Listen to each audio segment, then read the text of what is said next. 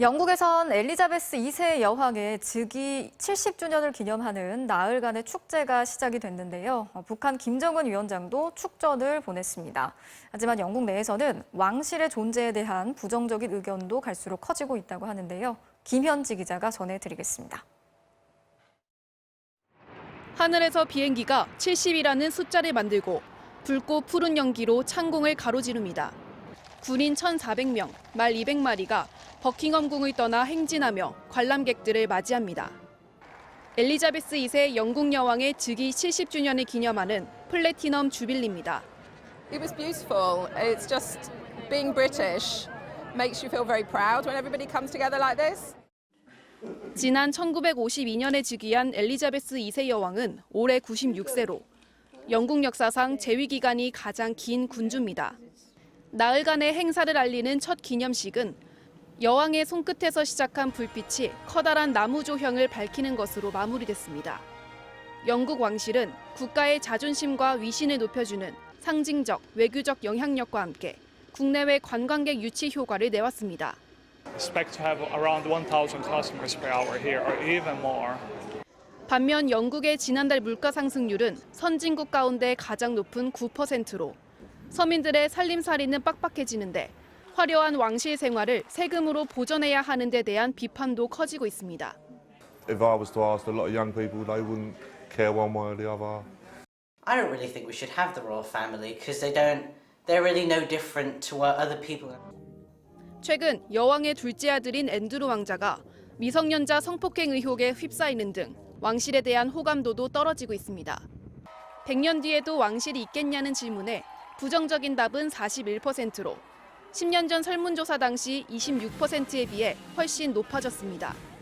북한 김정은 국무위원장은 엘리자베스 2세 여왕과 인민에게 축하를 보낸다는 축전을 보냈다고 북한 외무성이 밝혔습니다. MBC 뉴스 김현지입니다. 석 달째 이어지고 있는 태국의 반정부 시위대가 결국 금기로 여겨지던 왕실 개혁까지 요구하고 나섰습니다. 몇 년째 이어지는 군부 독재, 또 해외에서 호화 생활을 즐기는 국왕에 대해서 실망감이 폭발한 건데 모레 또 한 차례 대규모 집회를 예고해서 긴장감이 고조되고 있습니다. 보도에 이정은 기자입니다. 태국 수도 방콕의 왕궁 앞 사남 루엉공원. 왕실 개혁과 총리 퇴진을 요구하는 시민 2만여 명이 일제히 반독재를 상징하는 손가락 표식을 들어 보입니다.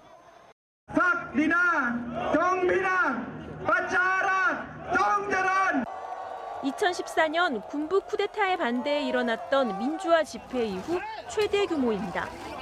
지난 7월 대학에서 시작된 반정부 집회에는 이제 교복 입은 청소년, 중장년층까지 가세하며 전 세대로 확산되고 있습니다. ข้อเรียกร้องคือให้หยุดคุกคามนักเรียนค่ะแล้วก็ปฏิรูปแบบว่าเปลี่ยนแปลงระบบกฎที่มันแบบว่าล้าหลังใหม่แล้วก็ปฏิรูปเรื่องการศึกษาด้วยค่ะ 이달 들어선 태국에서 수십 년째 금기시돼 온 군주제 개혁 요구까지 터져나왔습니다.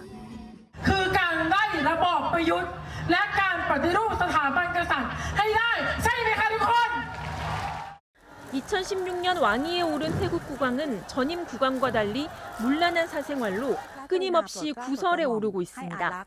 특히 코로나를 피하겠다며 20명의 여성들을 데리고 독일의 유명 휴양지에서 호텔을 통째로 빌려 몇 달째 격리에 들어갔습니다.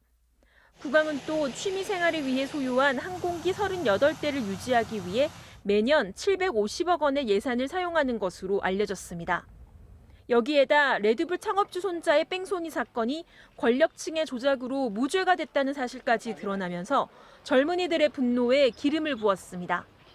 시위대는 10개 항으로 이루어진 왕실 개혁안까지 만들어 변화를 촉구하고 나섰습니다. เรารู้สึกว่าอยากเห็นประเทศไทยเปลี่ยนแปลงเป็นการเปลี่ยนแปลงที่แบบยิ่งใหญ่กว่านั้น 하지만 정부는 강경한 입장입니다. 지난 주말 시위대가 민주화 운동의 상징으로 바닥에 설치한 동판도 하루 만에 철거해버렸습니다.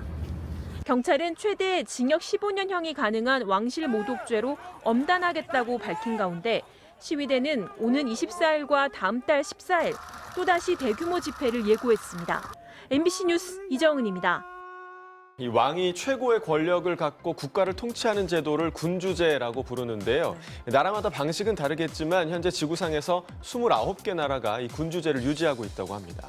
네, 지금은 뭐 국왕이 절대적인 권력을 행사하는 것도 물론 있고 네. 상징적인 존재로 남은 것도 있지만 왕실 자체에 대한 관심은 계속 여전한 것 같아요. 네, 맞습니다.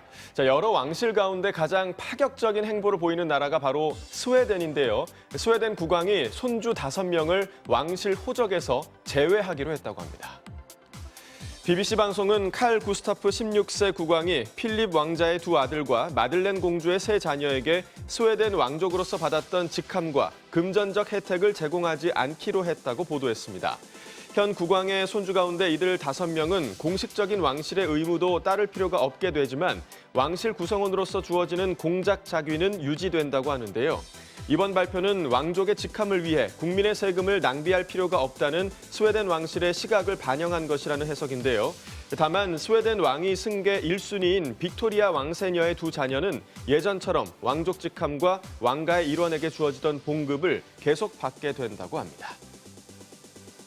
네, 왕실의 규모도 줄이고 지금까지 뭐 누려왔던 것들을 좀 줄여나가겠다는 뜻으로 보이는데 맞습니다. 굉장한 의미가 있는 선택인 것 같습니다. 네.